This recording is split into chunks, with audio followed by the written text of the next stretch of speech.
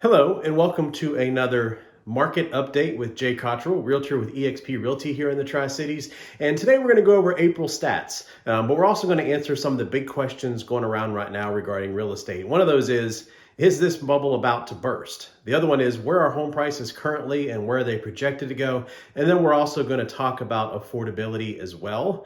And for those of us with curious minds and short attention spans, like Mike Rowe, I'm going to answer those questions for you real quickly. So first, is this bubble about to burst? Not likely. Second, where are home prices and where are they projected to go? Up, up, up, and away.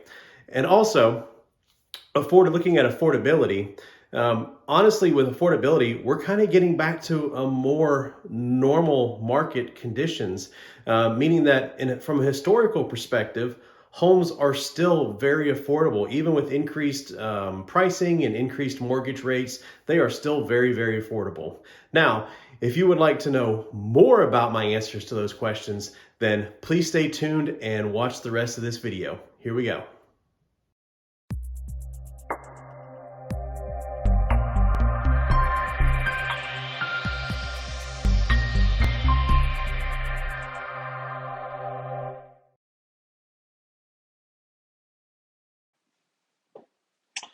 First off, I know I promised to have this video out by the end of last week, but Murphy's Law just simply prevented that from happening. However, here we are, better late than never. So let's start off with answering the first question, and that's why we're not headed for a housing bubble burst. First, I want to challenge your assumption, just like I did last month, that we are in a housing bubble. So let's talk about what is a bubble. Investopedia defines a bubble as an economic cycle that is characterized by the rapid escalation of market value, particularly in the price of assets. This fast inflation is followed by a quick decrease in value or a contraction that is sometimes referred to as a crash or a bubble bust. Now, one of the hallmarks of a bubble is you really don't know that you're in one until it busts. You can speculate, you can do all kinds of things, but until it busts, you don't know that you're in one. So there is that. However, typically, a bubble is created by a surge in asset prices that is driven by exuberant market behavior. During a bubble, assets typically trade at a price or within a price range that greatly exceeds the asset's intrinsic value. The price does not align with the fundamentals of the asset. As I think you'll be able to see from the following data, the fundamentals of home prices and their value are well intact. In fact, if you follow me on social media, you've seen several of these graphics, articles about why this housing market is not a bubble that's getting ready to burst. And I'm really just quoting experts in the data on those. And I think this next graphic illustrates it as well. This shows home values going all the way back to World War II. And if you think about that, the reason they went back to World War II is because that was the start of the modern day housing boom here in this country. If you think about the GIs coming back from the war, they had the GI Bill, which provided for education, provided for them to go out and buy a home. And ever since then, and up until today, there's been one time in this country where homes lost significant value, and that was back in 2008. Up until that point, it was thought that homes would always appreciate in value. I'm sure many of us heard throughout our lifetime that we needed to buy a home because it's the one thing that always goes up. So 2008 was a bit of a shock for everybody. In 2008, we saw homes lose value really for two reasons. First reason, loose lending standards. If you think about back then, no income, no job, no verification, how much money do you want? And we know how that ended up. The second reason was cash out refinances. People took the equity they had in their homes, cashed it out, bought jet skis, went on vacations, financed lavish lifestyles, bought second homes. People did things thinking the good times will never end, and it ended poorly. So let's recap there. Apply for a loan that you don't have to qualify for, and then you take your equity and cash it out to buy luxury goods, second homes, all kinds of things. And that's what ended up in 2008 when homes lost value. Some of those are contributing factors to none of those are contributing factors to the current run up in home prices, as I hope that you'll see. But it's important as we talk about the 2008 home crisis that it's really the one time in history that homes lost significant value in this country. There have been other times there were small corrections in the housing market, but 2008 was really the only time where we saw a significant decline in value. Now, the other question that sort of plays into this is everything coming out of the past 2 years with COVID and with the forbearance program? Remember, it's one of those relief programs to help people weather the storm with their housing payments. And there may be homeowners that are having trouble with that now that it's ending. That's caused a lot of concern for a lot of people. And also, what's going to happen when those loan payments have to resume? Well, the forbearance numbers continue to edge downward as most of the recent numbers in April as of the most recent numbers in April, 690,000 loans are still in forbearance, well below where we started out of in May of 2020. And also, one of the latest statistics that comes out is that 92% of the people that entered the forbearance program have come out of it, according to Black Knight. And those that have come out of it, as of March 31st, here's the clearest picture. Again, if you follow my social media, you're familiar with this video. 37%, or this slide, 37% in the green area were paid in full. Those are the ones that took the forbearance, maybe as an insurance policy, and said, because they said, I don't know what's going to happen, but they ended up not needing it. They kept paying on their loan. So that's 37%. 44.6%, the blue shaded area, went through some kind of workout with their bank. So either they did a loan modification or a rate and term refinance or a deferral, meaning they tacked it on at the back end of the loan. So 4 out of 5 people either went through a modification or paid it in full, and there were no issues. That's a very, very positive sign. Now, there are 18% that are still in some sort of trouble. It can mean that they have no loss mitigation plans, or that they've already gone into the loss mitigation plan. You see 1.3 of that percent is possible short sales or deeds in lieu of repayment. But the bottom line is, if you think this will be a contributing factor to a crash, it's not likely. People have options today. If they've been negatively affected by the pandemic, you can sell your home with the appreciation that you've seen over the last few years, pay a commission, pay off the loan, and still put some money in the bank and get to the other side of this crisis that you and your family are experiencing. So 2 things there: understanding why we had the housing crisis back in 2008, and then understanding the current piece of forbearance is very much important. But the bottom line is here, and Daniel Hale says it well. He says, we've learned from history that prices can fall. 2008 showed us that.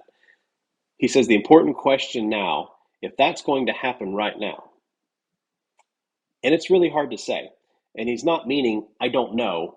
He's meaning it's hard to say because things are very, very different today. The data doesn't support it happening again. He should have said it's hard to say that that's going to happen again. And I want to walk through a couple of graphics that do a good job of visually communicating how things are different today. So this graphic goes all the way back to 2008. Loose lending standards. In 2008, there were loose lending standards driving the housing crisis. And let's look back at where we are today. The bottom line is lending standards are nothing like they were in the early 2000s. If you think back then, we talked about the loans that were in the market. We talked about the things that people had done that caused the crisis. Well, there's 2 components that this report by the Urban Institute outlined. First is product risk in the mortgage business. And second is borrower risk. The red area there, the product risk, think about that as the type of loans that are available to people. And that's been virtually eliminated. If you start back at the left side of 1999, we're comparing all the way up to 20 and 21. You see that red portion, it's gone. It's not there. The loans that were available back then are not available today. Back then, like we talked about, you could get a loan basically just on your word. No income verification, no job verification, just free money and as much as you wanted. The brown portion, or borrower risk, think about that as the asset profile, credit score of the borrower, all the things that it takes to qualify for a loan, and those have been severely curtailed as well. The qualifications, or lack thereof, that were required to obtain a loan back in 2008 are much, much stronger now. It's gotten harder to qualify for a loan after the housing crisis. That's when the qualified mortgage came out, and it's also a function of this ability to repay that loan. All the things that we know about the mortgage business, about how hard it's gotten to qualify to get a loan now. This graphic tells the story of the differences between now and back then. And if you need further proof of these stricter standards are how they're playing out in the market, this has really led to sort of a foreclosure market in this country that's at an all-time low. Now, the last couple of years, certainly there's been a moratorium in place, and the federal government has stepped back in and said, look, we're not going to process these foreclosures during the pandemic. Those are starting to come back. And I'm sure you've seen some news articles about an 11% or 14% increase in foreclosures during the first few months of the year. Well, you got to remember, we weren't foreclosing on homes a year ago. So, of course, there's going to be an increase in the number of foreclosures because we've gone from none to some. But back during the housing crisis, which are the bars shaded in red, over 9 million people went through foreclosure. And we certainly don't want to see anybody go through that. That's a tragic thing for individuals and definitely for families. And it was a tragic thing for our entire country. But it's also a reality of the mortgage business. You've got to be able to repay the loan that you take out. And some people just aren't, and that's going to happen. But these tighter lending standards have led to less foreclosures in the market. This is one of my favorite, let's just say, stresses with people that spout out statistics, because you're looking at relative statistics versus absolute statistics. So by saying, oh my gosh, foreclosures are up 11, 15, 20% from the previous year, that sounds like a big bad number. However, they're down way more than that from historical norms. So I always am skeptical anytime I hear statistics because I want to know what the actual number is. Because if I go from selling one home to selling two homes, well, I have now increased my business by 100%. But I've only gone from selling one home to two homes. So it's all about the numbers that they use. Now, that makes a lot of sense, right? So if you have highly qualified or better qualified borrowers, you're going to see less defaults. And that's exactly what we're seeing. That certainly is not going to play into a crash or a bubble bust. If you needed a further example of that, this is a look at the loans that have been given to people with a credit score less than 620. So again, going back to the housing crisis, so many loans. This is in volume in billions of loans with a credit score less than 620, those red lines. And where do we stand as the third quarter of 2021, which is the most recent information from the Federal Reserve, a fraction of where we were back then. So we can clearly say lending standards are different. That story is different. One of the major contributors back in 2008 is just simply not around today. The other question, though, a lot of people bring up as well is home prices have risen. People aren't going to be able to support that debt. And that's definitely a challenge. Well, mortgage debt doesn't appear to be a challenge. Again, this is from the Federal Reserve. This is the household debt service ratio for mortgage, and that's as a percentage of disposable income. Now, this is an overall picture because it's the only data that is out there, and it's what the Fed tracks. I certainly know that many households, mine included, are struggling with high inflation costs for the things that we purchase most often, which is putting a dent in all of our disposable incomes. But this graphic can still illustrate an overall trend for us. So think about the total mortgage payments divided by the total disposable personal income. Where we sit today is a much, much lower than where we were in the financial crisis, even lower than we were in the 80s and 90s. And why is that? Well, it's a function of rising wages, low interest rates that we've seen, and folks that are holding mortgages today and also that folks holding mortgages today are much, much better positioned than they were back in the housing crisis of '08. Again, the borrowers are much more qualified to pay back those loans. And hopefully, one of the important lessons we've learned as a society is that you cannot just dole out free money to people that have no hope of being able to pay it back, no matter what their socioeconomic status is. That's not helping them. That's putting them in an impossible situation that will do them more harm than good. And if you give people free money and then don't expect or ask them to pay it back, you end up with rapid inflation. Genius, right? Okay, step down from my soapbox now. The lesson that a lot of people learned coming out of the housing crisis, and a lot of people said, we don't want to do this again. We're going to maybe pay down our mortgage. We're going to put more money down. We're not going to cash out the equity that we have in our home. And you can see it in the numbers that are coming out today. And also, those that purchased a home or refinanced in 2020 or 2021 were able to take advantage of the lowest rates in history, at least since they've been tracked, which means that they have the lowest payments for the amount financed that have ever been available.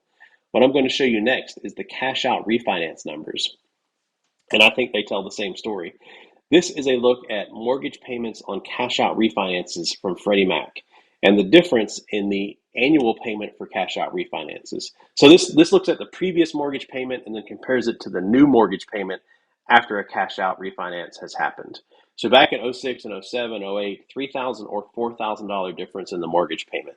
Somebody was jumping up to be able to go through a cash out refinance. Well, what did we see in 2020 or 2021? $66 and $34 difference.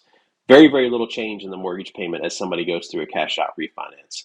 In layman's terms, in 2020 and 2021, people were able to cash out some of the huge equity gains in their home without increasing their mortgage payment, due in large part, again, to the ridiculously low mortgage rates. Certainly, that speaks to the low interest rates we've seen, but it also speaks to people not refinancing and harvesting all of the equity out of their home and going out and doing something else with it. Most of them made improvements to their current home. They paid off other high interest debts. They did sensible things with that money. A lot of lessons learned back in 08 were not repeated, and we can safely say, according to the data, that the market dynamics are very, very different today in housing than what they were back then. The bigger question I hear right now is what's ahead? I hear many people asking, what is the rest of the year going to hold? I've certainly talked to a lot of sellers right now that are getting a little anxious because they're going, I'm afraid this market's going to bust before I can get my home on the market. And uncertainty is the biggest killer of any market. Hopefully I can help with that a little. So we're here in May. The Fed started off the month by raising the Fed funds rate. A lot of questions about that and talks down the road of a recession. Home prices are going up, interest rates are going up. So a lot of questions about what's ahead. Let me give you some perspective here. But first, I want to talk about the Fed rate for a second. So a lot of people don't really understand how the Fed rate plays with mortgage rates. And honestly, it doesn't. There's been plenty of times in history that the Fed has raised its key rate and mortgage rates have gone down. That's because the Fed rate is simply a function of the rate that banks charge each other to lend each other money, not what banks charge consumers to lend money. The mortgage rate is more closely tied to the 10-year Treasury yield. So that's something you want to look at and benchmark. If you see that 10-year Treasury yield going up, you know mortgage rates are going to go up. If you see it going down, you're going to see it go down. So that's something to keep an eye out more on than what the Fed rate is. The most recent updated home price forecast from the 7 forecasters that most watch, these are for 2020 prices. The average of these forecasters is 9% appreciation. And you can see that all of them go from 6.2% all the way up to 10.8%. So many people are asking if homes are going to lose value later in the year, again, because they're expecting a bubble bust, but certainly not what experts are expecting or what they are saying. We started off the year at 5% appreciation, and we've risen slowly each month since then. It was said that these forecasters had a bias to the upside, meaning they were raising their forecast, and we certainly see that going on today since we've started at 5% and now we're at 9%. So if you're wondering what's going to happen with home prices, no one, absolutely no one is predicting a decrease in home prices. Now, there may be individual exceptions for individual homes or individual small markets, but the market as a whole is predicting to continue to go up, just at a much, much, much slower pace than we've seen in the last 2 years. Now this, my one little caveat here is this is also assuming that there will not be some kind of worldwide catastrophe. The Ukraine escalation, World War III, oil crisis, who knows? But it's most likely that only some external negative event will impact home prices to the negative. If we look beyond this year, the Home Price Expectations Survey also says, as of the first quarter this year, they're again calling for 9% appreciation this year, but we see an alignment there with the average in forecasters for this year and then beyond this year. moving into what I'm going to call a much more normal rate of appreciation. So before the pandemic, the average appreciation in a home was about 3.8% per year in this country. And as you can see, right in that neighborhood for the next 4 years after this year is what they're predicting. Anybody wondering if this is the top of the market? Should I buy right now? Hopefully this forecast gives you some idea of what home prices are going to look like in the next few years. Also, what the Home Price Expectation Survey does is they look at a cumulative price appreciation by 2026. If we look at these, they sort of rank them by the optimist, the pessimist, and then the average of all panelists in the middle. Optimists say 46.5% appreciation, pessimists 10% appreciation, the average of all the panelists 26% by 2026. So depending on where you sit, I think even if you're a pessimist in this market, they're calling for appreciation here between now and 2026. And again, I hear a lot of people say, I'm going to sit on the sidelines and I'm going to wait for prices to drop. Well, I'm sorry to say that waiting will only cost you more money. Prices and mortgage rates are predicted to rise, which means the best time to get a deal on a home is now. The previous best time was yesterday, and tomorrow is not going to be as good of a deal as today. To bring this home with a picture of our current local market, you can see here locally, we have continued to outpace previous years. As far as median sales prices for residential sales go, home sales prices in April were up 13.7% from last April and up 37.5% from April of 2020. Also, something that's not shown on this graphic is that home asking prices, so what price sellers are listing their home for sale at, were up 31.3% from last April. And again, this is simply a function of the fundamentals of supply and demand, as this next graphic hopefully illustrates, not the free-for-all that led up to the 2008 housing crisis. In this graphic, the number of homes for sale over the last 3 years has rapidly declined. The number of listings available for sale in April is down 10.5% from the previous April and down a whopping 60% from April of 2020. There are 60% fewer homes on the market for sale right now than there were this time in 2020. There are simply not enough homes available for sale for everyone that wants to buy one. This is what is causing prices to continue to climb, not any external or artificial market forces. It's the fundamentals, supply and demand. When we talk about rates right now, we've certainly seen rates in the first 4 months of this year rise dramatically. We started the year at about 3.1%. Right now, we're just over 5.25% on the average 30-year fixed. Bill McBride says this: based on the current estimate for the peak funds rate, somewhere between 3.25% and 4%, the 30-year fixed mortgage will likely peak between 5 and 5.7%. There is some variability in relationships, so we might see rates as high as the low sixes. This all depends on inflation and the Fed's funds rate, but I don't expect rates to move much higher than the current rate, although 6 is possible. So seeing here from Bill McBride saying 6 is likely the top end, there's a lot of things that play into interest rates. It's certainly not going to sound like that's an easy dynamic to forecast. But let's look at inflation. That's what we need to be looking at, because inflation is the enemy of a long-term interest rate. And the Fed's actions to tame inflation is what we need to keep an eye on. Bill McBride here is saying that he thinks the high side of this is in the sixes. Now, this is a nationwide composite. Local markets can see higher or lower rates depending on local market mortgage conditions. So I hope that helps give you a picture of where rates are headed. Now let's talk about affordability. With prices rising, mortgage rates projected to continue rising, it's really making people have questions about affordability. What I'm going to do today is walk through where affordability is right now, how it compares to historical numbers, and what it means for the housing market going forward. And I want to start with this quote from Bloomberg. They're quoting the Harris poll saying, new data from the Harris poll show 84% of Americans plan to cut back spending as a result of price spikes. More than 70% of respondents said they're feeling the effects of inflation, the most in gas prices and groceries. We can all relate to this. We felt it at the gas pump, the grocery store. Those of you that have professions like mine, we really feel the pain at the pump. Prices are rising all around us, and it's impacting what we can spend on a day-to-day basis. Now, for someone who's thinking about buying a home, that's a real concern, and it brings affordability into the question. Where I think this is making the most impact and who this is really putting the most pressure on is that first-time home buyer. That person who's looking to really jump into the housing market and start building their net worth and grow their financial future. It's becoming more challenging for them to do that at the moment. And we don't know what the long-term effects of that will be for them. So what they've done here is gone back and put some numbers behind this so we can really see how it's played out over the past year or so. And when we think about this chart right here, this is the change in mortgage payments. It goes all the way back to January of 2021. And this is based on a loan amount of $300,000, and it's principal and interest payments only.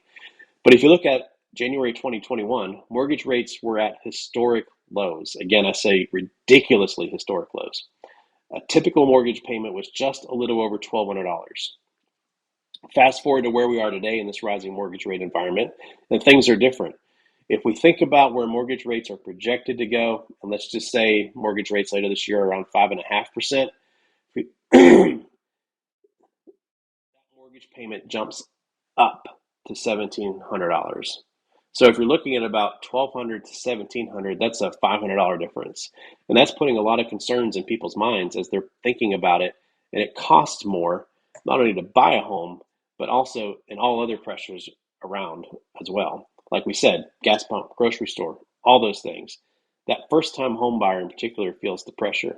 And what I want to do next is put this into a historical context so that we can kind of understand the big picture instead of our small micro picture that we're in right now. And what we can see is that affordability is really approaching more historical norms. So this is the Housing Affordability Index. It comes from the National Association of Realtors. It goes all the way back to 1990.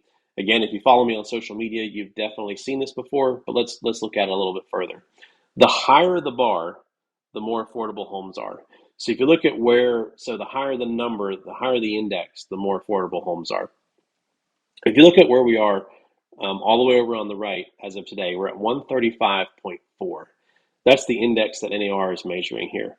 Homes are not as affordable as they were over the past 10 to 12 years, and certainly not as affordable as they were in those orange bars, which was the immediately following the housing crisis in 2008. But that's when distressed and foreclosed properties dominated the market. Homes were being sold at massive discounts. We're certainly not there, but as we've seen prices rise, mortgage rates rise, homes are not as affordable as they were even over the past couple of years, again, due to those ridiculously low interest rates. So it's important to remember that affordability is really a measure of three key things. We mentioned prices and mortgage rates, but it's also wages.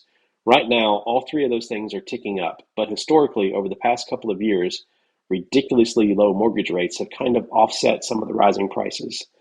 Well, we're not sitting in that seat anymore, so people are feeling affordability challenges, though it's really just a return to normal, as I hope you can see from this graphic.